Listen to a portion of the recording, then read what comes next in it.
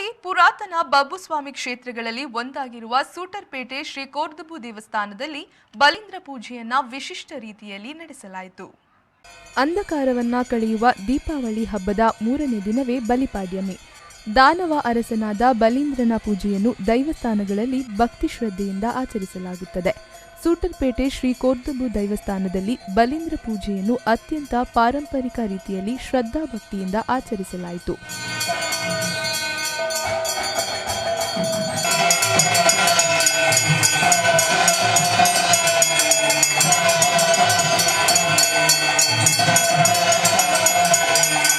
ದೈವಸ್ಥಾನದ ಗುರಿಕರರಾದ S Raghavendra ಇವರು ಬಲೀಂದ್ರ ಪೂಜೆಯ ಮಹತ್ವವನ್ನ ತಿಳಿಸಿ ಪೂಜಾ ಕಾರ್ಯಕ್ರಮವನ್ನ ನಡೆಸಿಕೊಟ್ಟರು.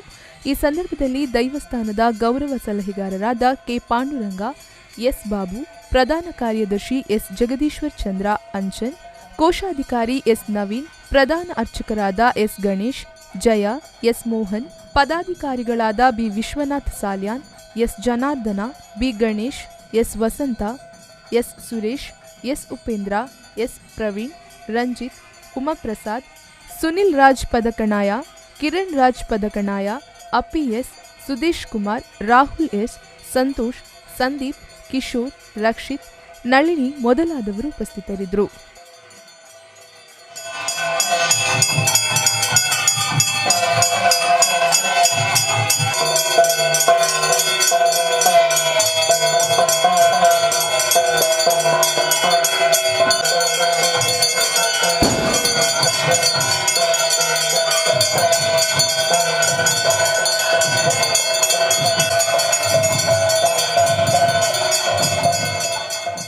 ಶರತ್ ಸಾಲ್ಯಾನ್, ವಿ4 ನ್ಯೂಸ್, ಮಂಗಳೂರು.